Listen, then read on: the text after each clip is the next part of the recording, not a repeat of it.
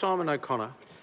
Mr Speaker, I'm very pleased, I think, like others, the two before and those to come, to take a call on the second reading of the Financial Assistance for Live Organ Donors bill. Seeing it's new news to me, I think I might add my voice to that of Pota Williams in congratulating Chris and his partner on the birth of, did I hear right, Charlie Douglas Hipkins? Oh, it's fantastic. Very exciting news for Chris, his partner, wider family, and I think in some ways for this Parliament. So that's really neat. In some ways, if I was to try and tie the theme in very quickly, this is about life. And ultimately, this bill in the name of Chris Bishop is a really positive step forward, particularly in the area of live organ donation.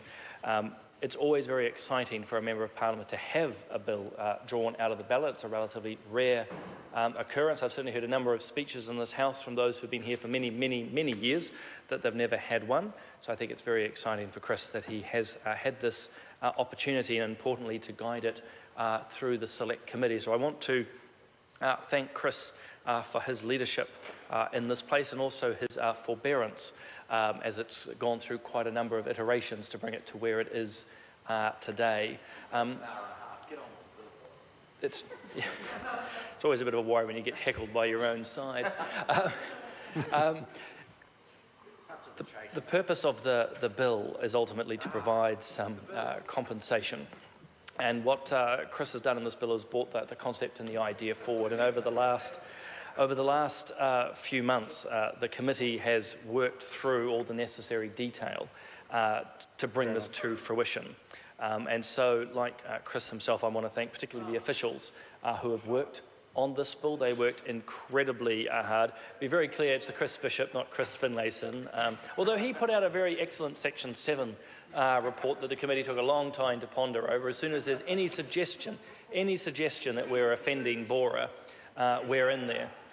We're in there. In fact, I think it should be a relief to the Minister and to this Parliament that we have addressed the concerns of Section 7, which is ultimately that there could be potential discrimination of beneficiaries or those on the basis of employment. The long and the short is that this bill makes sure that it doesn't matter if you're in paid employment or not, or importantly, you're in a mixture of paid employment and in the state of receiving a state benefit of any nature, that you will not be at a financial loss. But what I think I'm just trying to get out in the first instance is the enormous amount of hard work that has gone in to take a really good and important idea and to turn it into a very good piece of legislation. So once again, as with committee stage, I want to thank the officials for their work, the Select Committee and so on. Look, there's a number of changes that the committee recommended. The most fundamental is that we've moved to 100% recompense. The bill, when it first came, was at 80%, and it was really thought that 100% was the way to go. And in some ways, it just makes life a lot easier, actually.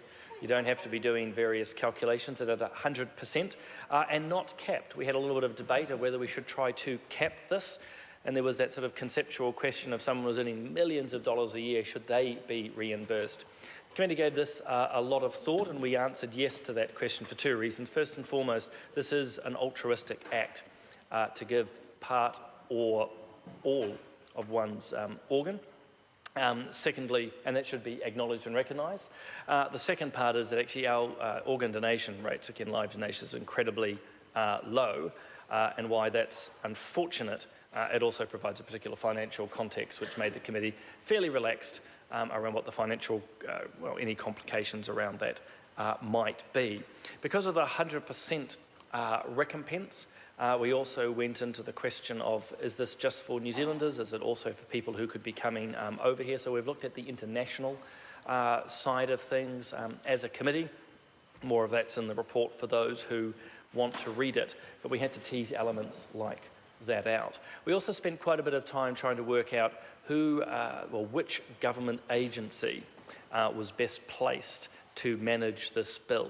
And I think it was quite clear from the member who sponsored the bill that this was best held within the Ministry of Health rather than the Ministry of Social Development.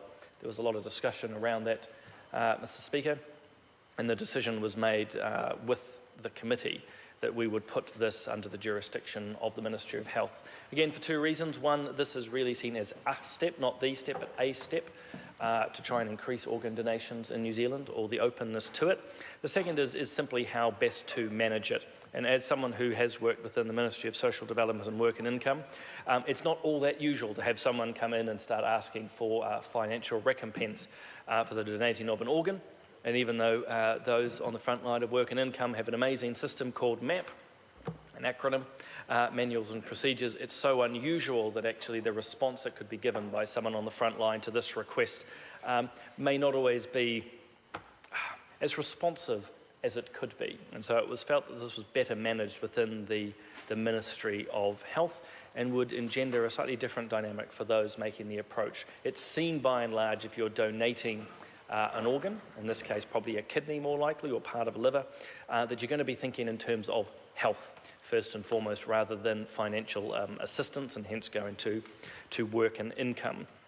So we put this within the Ministry of Health. There's a variety of procedures in place too for review. As I said, we've tried to make this as easy as possible. Other speakers have talked about the principle of cost neutrality. Again, that's trying to make it as easy or an unburdened process as possible for those who are wishing to donate. So cost neutrality is a principle there. Importantly too, it's not just about recompense for the time that you are, well, effectively in surgery, but also for preparation. I think we understand very clearly as a committee the choice to actually donate an organ means there's going to be preparatory work, be that something as simple as having to travel to the particular surgical centre or hospital, but also understanding for some people that could be in fact days or weeks. So again, we're just trying to make it as flexible and easy as possible. And I think it's quite important, even though people can wade through the report and what is a lot more pages of proposed legislation now, the underlying hope on and above cost neutrality is a relative simplicity. The understanding that if you as a Kiwi choose to donate an organ while still alive, that this should now be a relatively simple procedure in terms of getting financial recompense. That said, I keep talking about financial assistance, financial recompense. Actually, it was a fairly important change in the bill, symbolic, if you will, that we are proposing the name be changed. We're wishing that for now to be called the compensation for live organ donors. Again, like anything in the Health Select Committee, it's well battered around, not in any sense of an argument, but more we try to tease out the ideas. This is ultimately, it is a compensation. I would actually go and say it is the best committee, but I know that could be controversial to the chair of Justice. But we thought actually compensation better reflected what we're trying to do. This is not just a form of financial assistance or partial. This is an attempt at compensation, and we're hoping that the society at large will understand that. We're trying to future-proof. Chris Bishop in his contribution expressed how there will be the royal assent and when commencement starts, but importantly we want New Zealanders in particular to understand that they will not and should not be disadvantaged once this bill is passed and once actual funding comes online from donating. So I think that's important. The other one I wanted to draw the House's attention to is around ACC. There was some concern raised in the committee that someone on ACC would effectively lose their entitlement, that they would have to be retested for their condition, whatever they are on ACC for, if they went off to donate an organ, and that they were beginning to receive compensation through this bill. Through some creative and clever thinking, we now have a situation where someone who is on ACC will actually have their entitlement reduced to zero, so there will be no double dipping, but their entitlement will be reduced to $0, but they will not actually leave the ACC scheme. Their entitlements continue, which means once they have recovered post-surgery of donating an organ or part of an organ, they will actually be able to just continue back onto ACC without having to go and be retested for their eligibility. And I think that was a very prudent and pragmatic step. Look, finally, Mr. Speaker, because I'm conscious of time, primarily because of these fandangled new things hanging off the ceiling, called timers, yeah, great word for them. Look, Mr. Speaker, there's a lot more work to be done. In fact, I had a constituent, also called Simon, in my office yesterday, talking very passionately and keenly around the importance of the wider donation approach. particularly obviously not in the live area, but from deceased. So how we begin to look at the Israeli model, how we look at sort of an opt-out system rather than opt-in. So there's a lot more to be done. But again, I just want to thank the member for bringing this to the House, and I look forward to it moving through its stages swiftly.